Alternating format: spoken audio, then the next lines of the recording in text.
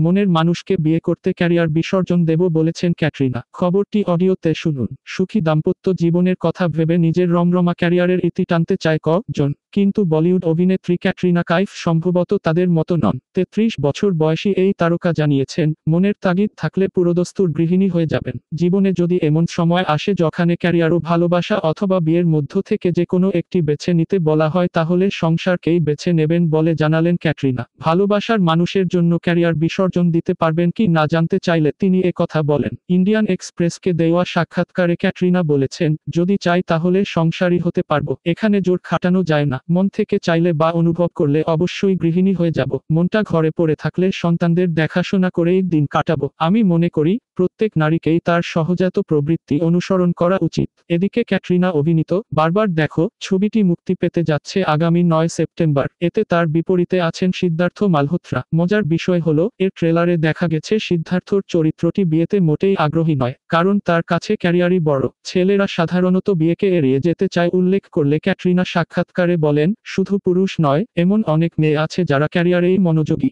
প্রকৃতিগতভাবে নারীরা পরিবারের প্রতি দায়বদ্ধ থাকে। বেশিরভাগ নারী এমন, তাদের অনেকে অন্যভাবে বিষয়গুলো দেখে। আমার কাছে জানতে চাইলে বলবো আমি দুটিকেই বেছে নেব। দেশ ও বিদেশের এ ধরনের সর্বশেষ খবর জানতে সাবস্ক্রাইব করে সাথে থাকুন।